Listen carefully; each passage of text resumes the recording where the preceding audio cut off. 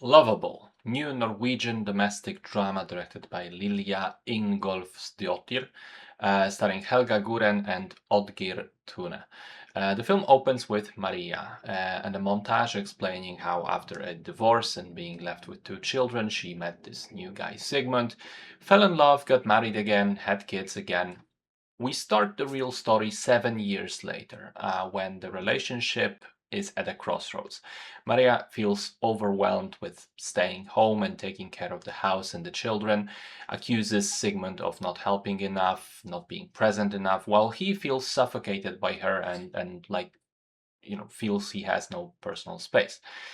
And so when he says he wants to separate from her, at least temporarily, Maria is forced to reflect on her own behavior, words, emotional state, and come to grips with the fact that perhaps underneath feeling like a hurt victim, she also displays toxic behavior, and then figure out where that toxic behavior comes from.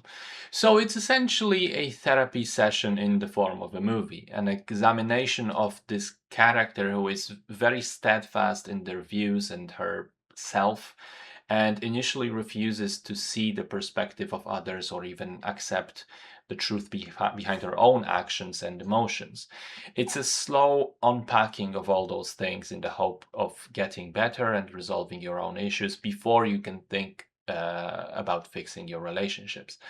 So the idea is sound, and I liked the central performance, which is very believable. I also liked the device of revisiting a previous argument scene during a therapy session and sort of replaying it back in your head.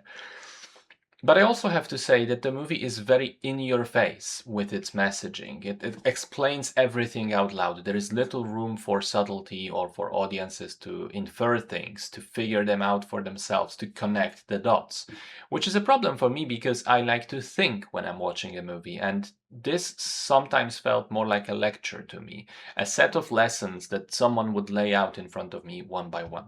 Now, I am sure that there are audiences out there who need this kind of storytelling and who need this kind of story. Audiences for whom this might be a spark that starts some self-reflection in their own lives, a kind of therapeutic piece in itself.